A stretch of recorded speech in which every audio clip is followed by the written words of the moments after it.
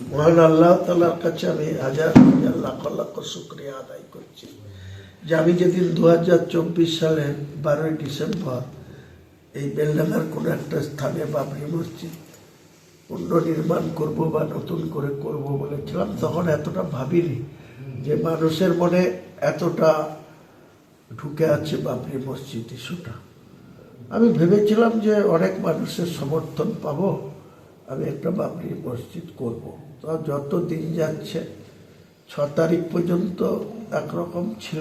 5 তারিখে যখন honourable high court এটা নিয়ে ইন্টারফেয়ার না করে প্রশাসনকে পিছ রাখার জন্য যখন নির্দেশ দিলেন, তারপর থেকে 6 তারিখ থেকে যে আবেগ মানুষের দেখছে, যে উল্লাস মানুষ করছে, যেভাবে নিজেদের অর্থ ব্যয় করেন কোথায় থেকে কোথায় গাড়ি নিয়ে, এমনকি মহিলারা পর্যন্ত, অনেক মহিলা দেখলাম, বাচ্চা, মহিলা, বয়স্ক লোক, ইয়ং জেনারেশন সবাই মিলেমিশে একাকার হয়ে গেছে। কাজেই আজ থেকে আমি তাদের আবেগকে সাড়া দিয়ে বাবরি মসজিদ যতক্ষণ শুরু হবে, তো ফেব্রুয়ারি মাসে 3 বছর কমসে কম লাগবে।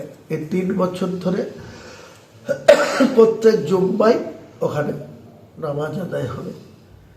ক্রমশ কত বাড়বে না কমবে সেটা পরে দেখা যাবে। মোটামুটি ফাইনাল হতে যাচ্ছে। আমার টার্গেট ছিল 25 বিঘা, এখন যা দেখছি তাতে 30 বিঘা মতো জমি সংগ্রহ হয়ে যাচ্ছে।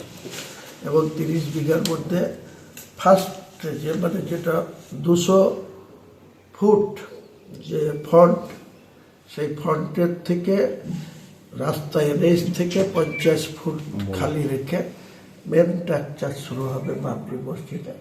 তারপরে সেটার যে চাতাল বা তার যে বাউন্ডারি সীমানার পরে ঠিক তার উত্তর এবং দক্ষিণ পূর্ব এইসব সাইডে বাকি project, Islamic hospital, medical college, একটা রেস্তোরাঁ, হোটেল কাম রেস্তোরাঁ, এছাড়াও একটা প্রাইভেট ইউনিভার্সিটি, এর সঙ্গে আপনার একটা পার্ক, একটা হেলিপ্যাড এটা তৈরি করা হবে।